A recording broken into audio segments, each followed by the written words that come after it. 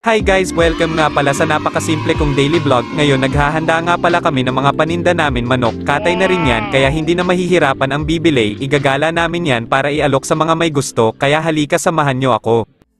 At ayun nga, inilabas ko na ang e-bike na ginagamit namin sa pagbebenta. Unang destinasyon namin dito, medyo nagtatagal lang kami kasi nakukwento pa nanay ko, pero ayos lang yun. Nag-enjoy naman ako sa ginagawa ko. Awa ng Diyos, minsan nauubos namin tinda naming manok. Hindi lang manok na katay ang binibenta namin guys, pati atay ng manok, panang manok, minsan bituka at itlog. Uunahan ko na kayo guys. Pagpasensyahan nyo na quality ng video ko kung hindi maganda kasi low budget lang ang ginagamit ko sa pagbablog. Oppo A5s lang yan, cellphone holder at e-bike. Real talk lang guys, ayoko rin pahirapan sarili ko sa pag-e-edit. Kung magustuhan nyo ang vlog ko, maraming salamat. Pero kung hindi, ayos lang. Hindi kasi lahat ng tao magugustuhan ka at may kanya-kanyang trip sila sa buhay. Kung ano lang mahadjep na camera ko yun na yun, hindi kasi ako yung showbiz. Sa totoong buhay, mahiyain kasi ako. Marami pang ganap sa buhay ko na hindi ko pinapakita. Pero pag trip ko ipapakita ko sa inyo. Siya nga pala, taka na face reveal kapag na-reach ko na ang 10,000 followers sa aking mga social media account at 1,000 subscribers sa YouTube. So ayun guys, kwento ko na rin kung paano kami nagsimulang magtinda ng manok. Ganito yon. May kapatid kasi akong lalaki na nag-aangkit ng sariwang kinatay na manok mula sa bayan ng Talavera Nueva kay Gandang Isiha. Ino-order yun kinagabihan tapos kinabukasan deliver. Dito sa mga litsunan at mga client niya dito sa Cabanatuan. Guaranteed naman na fresh at mura presyo. Kumpara sa iba, minsan kasi may mga hindi inaasahan pagkakataon sa buhay ng tao. May isang client siya na emergency. So ayun, hindi nabente yung maraming order. Naunawaan naman ng kapatid ko yun kasi, emergency nga naman. Katulad ng nasabi ko na order na yon. Kasi namuhunan kapatid ko. Sayang naman kasi puhunan nila kung hindi nila ma-deal. Tinaing ng kapatid ko sa nanay ko yung problema niya. Ayun, maswerte na ideal ni mami yung manok sa mga kakilala niya. Alam nyo guys, saludo ako sa nanay ko dahil sa kabila ng lahat. Hindi niya kami iniwan sa kahit anong sitwasyon, hindi lahat ng nanay katulad ng nanay ko. Maswerte kaming maituturing, kaya mabuhay lahat ng nanay sa mundo. Huwag na rin kayong magtaka kung bakit lumaki kami na mabait at may disiplina. Ako lang talaga ang medyo pasaway at tamad sa amin. Pero kahit tamad ako, may ambisyon rin ako sa buhay, kahit sinong tao may ambisyon. Hindi lang namin alam kung sa paanong paraan at saan sisimulan. Balik tayo sa usapang nanay.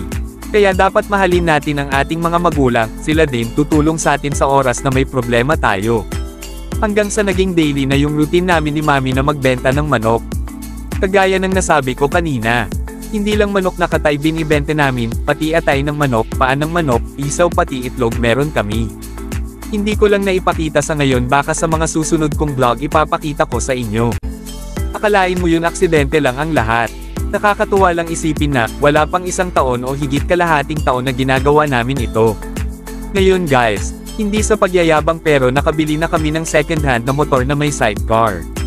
Kahit na second hand na motor lang, meron kaming motor na magagamit dito. At maituturing na amin. Marunong din kaming mag-ingat ng gamit. Kapag maingat ang gumagamit, sigurado magtatagal ang isang bagay. Speaking of magtatagal, alam nyo ba na second hand lang din namin nabili ang e-bike na ito? June 2022 pero 2023 na. Laking pasasalamat ko sa e-bike na ito. Ito ang ginagamit namin sa pagtitinda at hatid sundo sa nanay ko. Kadalasan rough road pa dinadaanan ko. Yung battery niya ayos pa rin. Naging saksi ang e-bike nito sa araw-araw kong buhay. Sana magtagal pa siya at matagal pa aming pagsamahan. Minor lang din naging problema nito sa akin, kundi gulong na tubeless, may nabibili ding sealant nito, medyo mura lang at madaling gawin. Tumatakbo lang ito ng maximum 30 km/h sa third gear, pero takbo ko nasa first to second gear lang. Lagi siguro 10 to 20 km lang. Kumbaga takbong pogi lang na may pagkakamote. Bye ba ulit tayo guys. Laking tulong din ng pagtitinda namin ng manok. Kasi dito namin kinukuha pambili namin ng pangangailangan sa daily life. Halimbawa, pagkain tulad ng bigas at ulam. Yung susobra pang bayad ng ibang bayarin gaya ng kuryente, tubig at iba pang mga bayarin. Noong una nahihiya pa ako. Kasi hindi ito ang buhay na gusto ko. Siyempre likas sa akin ang pagiging mahiyain. Pero naisip ko na nakatambay lang ako sa bahay at walang ginagawa sa buhay. So ayon may purpose lahat ng nangyayari sa atin. Bakit hindi ko subukan? Hindi rin kasi kaya mag-drive ng nanay ko baka sumemplang. Hindi niya kaya magtinda mag-isa. Kasi medyo matanda na rin siya. Ang natutunan ko sa buhay ay walang masama sa pagtitinda. As long as marunong kang lumaban ng patas sa buhay at magsikap. Malay natin ito ang stepping stone na plano sa atin. Obviously may nakaplano din sa inyo.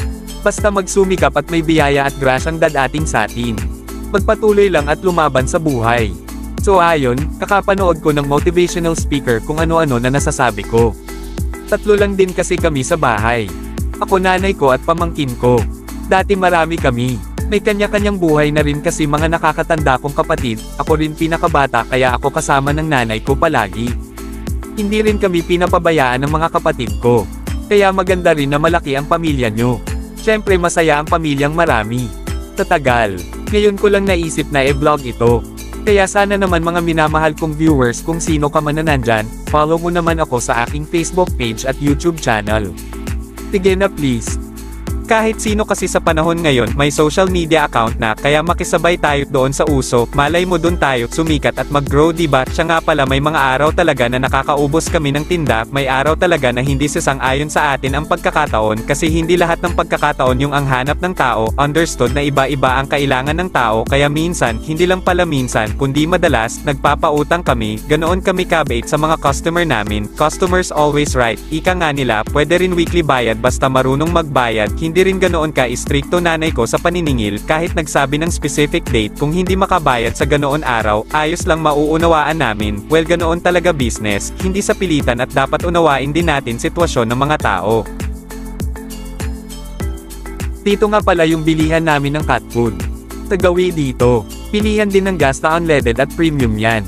Diyan kami bumibili ng gas, ng motor para hindi na gumawi pa ng kanto, medyo malayo din kasi. Mamihan at lomihan din yan. Kaya kapag bumaba na ako ng e-bike alam na ni Kuya Tindero yung bibiling ko. Malakas kasi kumain mga alaga kong pusa sa bahay. Isang araw lang itinatagal ng pagkain nila. Tapos sa susunod na araw, bibili na ulit ako. Nakakatanggal din kasi ng stress ang pag-aalaga ng pusa kaya naiisipan kong mag-alaga sa bahay. Noon, taon 2020, kasalukuyang pandemic. Bale 2 lang sila sa bahay. Hanggang dumami ng dumami. Hindi ko rin alam kung totoo ang myth tungkol sa mga pusa na nagdadala ng swerte. Pero simula nang dumating sila sa amin, parang ganoon ang nangyari. Kaya para sa amin, swerte talaga sila at mahal ko mga alaga kong aso at pusa sa bahay. Nga pala, kapag may nadadaanan ako, nahahalata nilang nagbi-video ako. Minsan hindi maiiwasan ng iba na magtanong kung TikToker ako at nakalive sa Facebook. Hahaha, hindi pa naman ako ganoon kasikat. Ngayon pa lang ako nagsisimula. May mga bata na nagsabing ay shoutout ko daw sila sa aking vlog. Sana nga mag-grow ako at dumami mga sumusunod at sumusubaybay sa akin. Wish ko lang. Tagalang talaga sa buhay yan at pag-active na mag-post sa social media. Madidetect kasi ni Facebook, YouTube at TikTok na masipag ka at worthy. Kaya yung ibang beginner dyan, ito ang suggestion ko, para i-recommend yung channel at page mo. Minsan nga kahit nonsense yung vlog basta active ka at walang violation. Ay re-recommend ka ng social media. Na-try ko din yan. Promise. Sa part nga na ito pauwi na kami ng bahay, walang natira sa aming tinda kaya yung 2 nadaanan namin kanina, sa halip na manok order niya, isang tray na large na itlog na lang daw, bale 2 tray yan na magkaibang buyers kaya umuwi agad kami para mag-deliver ng eggs naman, o diba worth it yung pagod, kahit ganito lang. Natapos na naman ang isang araw, medyo mainit na niyan, umalis kami mga 6 AM minsan nakakauwi na kami 10 to 11 ng tanghali, naiisip ko maglalaba pa pala ako at tuloy linis ng e-bike, salamat nga pala ulit guys, sana kahit papano na entertain kayo at na-inspire, till next time ulit, ciao! Bye bye!